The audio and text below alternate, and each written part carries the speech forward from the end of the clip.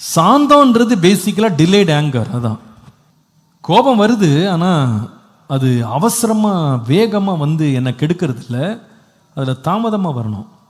கோபத்தை அடுத்த நாள் நம்ம எடுத்துகிட்டு போகக்கூடாது. கோபத்துக்கு எக்ஸ்பைரி டேட் எவ்வளோன்னு கேட்டால் அன்றைக்கு இரவே தான். அந்த சூரியன் அஸ்தமிக்கிறதுக்கு முன்பாக தணிஞ்சிடணும் அப்படின்னா எவ்வளோ சீக்கிரமாக முடியுமோ கோபத்தை எடுத்துடணும், எவ்வளோ தாமதமாக முடியுமோ கோபப்படணும். கோபிக்கிறதுக்கு தாமதமாக, எரிச்சலை விட்டு வெளியே வர்றதுக்கு துரிதமாக இருக்கணும். அப்போ நம்ம வாழ்க்கை சமாதானமாக இருக்கும்.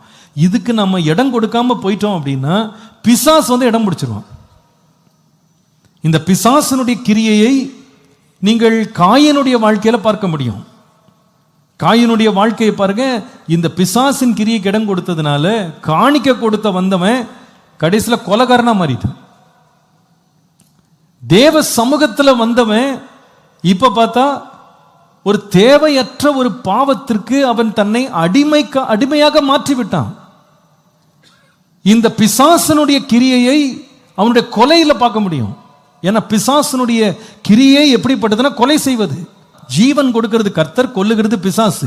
அந்த கிரியை அவனுக்கு வர்றதுக்கு அவன் திறந்து கொடுத்த டோர் என்னன்னு கேட்டீங்கன்னா எரிச்சல், கோபம்.